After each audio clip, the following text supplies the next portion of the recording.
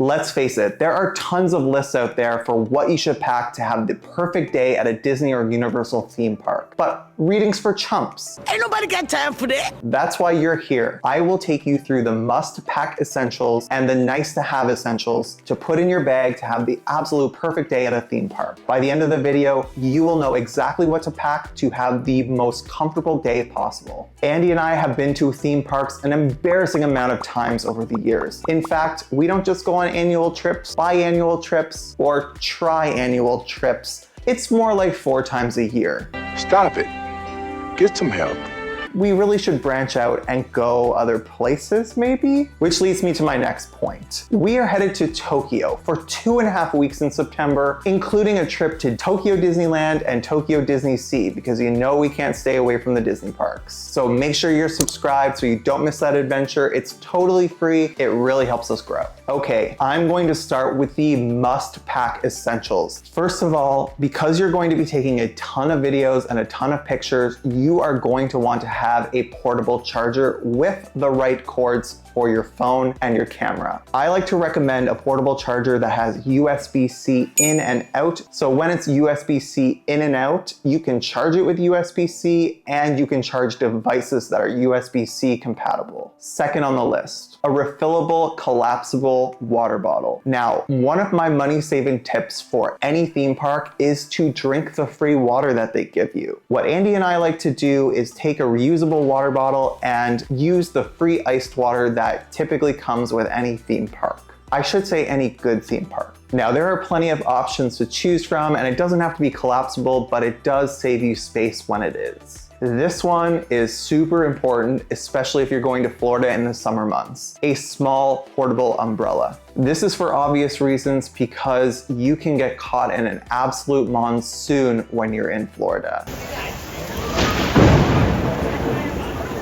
Which brings me to my next item, and that is a rain poncho. You can get these on Amazon for super cheap. The thing is, you want to buy them before your trip, because if you're in a Disney park, for example, they are going to charge you $12 for a poncho, and it's only plastic. So you may as well have ponchos ready to go. They do not take up a lot of space in your suitcase or your backpack. You're going to want to pack a waterproof or at least a water-resistant backpack or bag. The amount of rain in Florida in the summer is wild. We were there at the end of June, beginning of July, and it was basically a monsoon of rain. I was very thankful at the time I had a waterproof backpack. You can find these for cheap on Amazon, or you can invest in a much nicer brand. Then of course, there's plenty of sun where you're going. So you're going to want sunscreen. You're going to want sunglasses. Protect yourself from those UV rays. When you're at the theme park all day long, this sun can really start to get to you. Also, make sure you're ducking into the air conditioning every so often. Now, this one I am putting on the must-pack list, where some people might say it's optional, but it gets so hot, especially in Florida, that a neck fan to me is essential. So there are plenty of options on Amazon, and they're going to range in price. I'm including a link down below to one that I think is a suitable price and that has really good reviews. And on the same note, if you have kids and they're in a stroller, you're going to want a stroller fan. Now, make sure it's rechargeable because you don't want to be paying for all those batteries. Now, this one I consider an essential, an extra pair of socks. This is because there are water rides at most theme parks, and you would be surprised how drenched you'll get. Some examples include Kali River Rapids at Animal Kingdom, Tiana's Bayou Adventure at Magic Kingdom, and of course at Universal Studios Islands of Adventure, they have a lot of water rides there where you get absolutely drenched. So make sure you're packing a change of socks. Now, this is not necessarily something you're going to pack in your bag, but what you want to have on your feet is comfortable shoes. I see people all the time at theme parks wearing flip-flops, and I do not know how they do it. Your feet will blister. You're walking 20 to 30,000 steps in a single day. You are going to need comfortable shoes. Humor me for 1 minute. What are those? Don't worry so much about the look of what you're wearing, just be comfortable. Trust me, you'll thank me later. Now, this one you will not see on a lot of lists, and I'm not really sure why. Maybe my lips are just super sensitive to the sun, but lip therapy or lip balm. Whenever I visit Florida, my lips get super dry, and that sun radiating down on them all day does not help. I like to use Vaseline lip therapy, but you can use any lip balm that you love. And a lot of people don't realize this about the major theme parks. You can actually bring in your own food. So I highly recommend you pack Cliff Bars, protein bars, apples, bananas, anything you think that you and your family might want to eat throughout the day. It will cut down on costs, and it's a lot healthier than what you're going to find at a theme park overall. Now again, this one doesn't really appear on a lot of lists, but I highly recommend packing Band-Aids. You just never know when you're going to get a cut or a scrape, or if those shoes are going to start chafing the back of your heels. Pretty messed up, huh? The hideousness of that foot will haunt my dreams forever.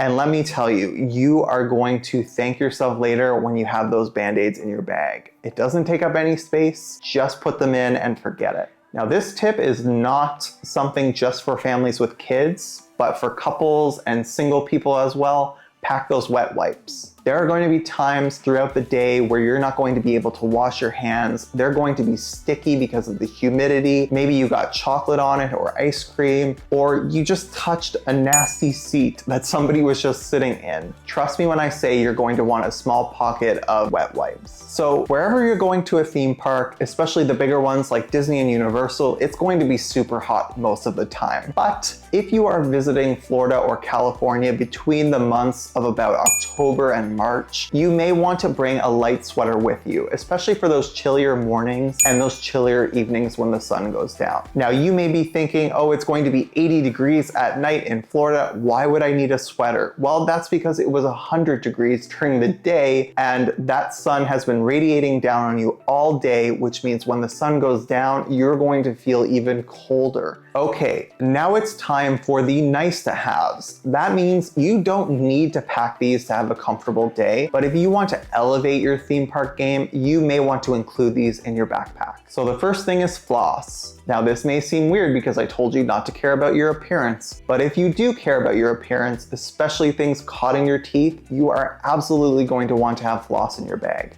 Will you marry me? Yes. So many times I wish I had packed it and I just didn't. This one is for the germaphobes out there. And even if you're not a germaphobe, it's just good hygiene to have on hand, and that is hand sanitizer. Now, after the you-know-what situation of 2020, theme parks have started putting hand sanitizers throughout the park. The thing is, since 2020, it's a very popular thing to use. So most of the time, it is completely empty when you go to press it, even at Disney, who, in my opinion, stays on top of things quite well. Having a Tide to Go pen in your bag will just put your mind at ease. This is especially if you have children who are eating chocolate ice cream or chocolate in general. That is going to get everywhere, and it might just get on your shirt. You know, that white Disney shirt you just spent $35 on? Now, I don't mind paper straws, but I hear a lot of people complaining about them, so this tip is for you. Pack a reusable straw. You can get them in steel, or you can even get them in plastic. Disney parks and most theme parks, I think, around the world are phasing out plastic straws. Therefore, what's left is primarily paper. Have you ever left your backpack at a table and you just completely freaked out? Where is it? Where is it? That can induce a lot of panic. Therefore, I recommend putting either a tile or an AirTag or some other brand tracker in your backpack so that never happens to you. It just gives you some peace of mind. And this item is not sold anywhere on Disney property, and there's a reason for it, and that is gum. Disney does not sell this because they don't want people sticking gum everywhere. So if you like chewing gum and you think you're going to eat that Caesar salad, you may want to take some gum with you. You definitely need some Tic Tacs or something, because your breath stinks!